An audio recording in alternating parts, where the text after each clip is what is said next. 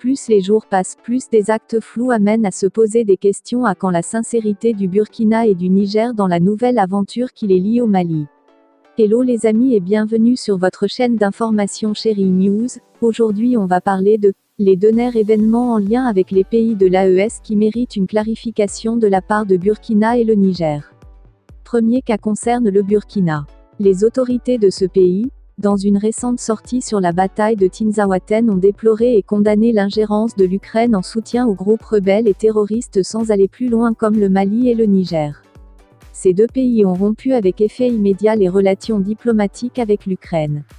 Alors pourquoi le Burkina n'a pas fait la même chose? Le Niger surprend plus d'un.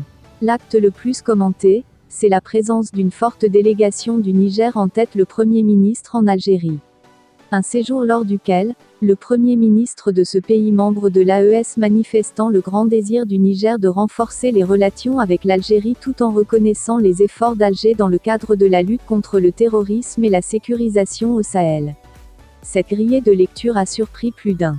Pour la simple raison que l'Algérie a toujours été considérée aux yeux de plusieurs pays comme le problème central de la déstabilisation du Sahel.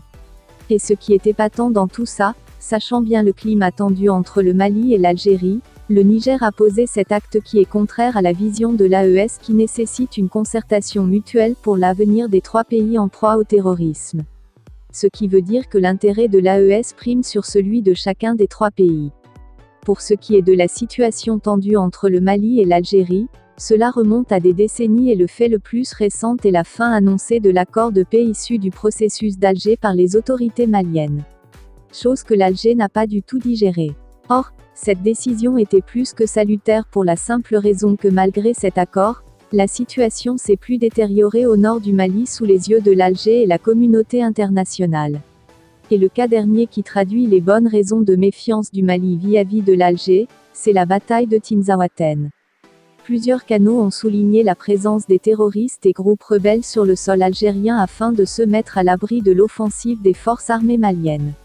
Comment cela est possible si réellement, les deux pays partagent la volonté de mettre fin au terrorisme dans le Sahel? Les actions dans l'AES méritent une clarification pour l'avenir de cette organisation. Alors les amis, dis-nous ce que vous en pensez.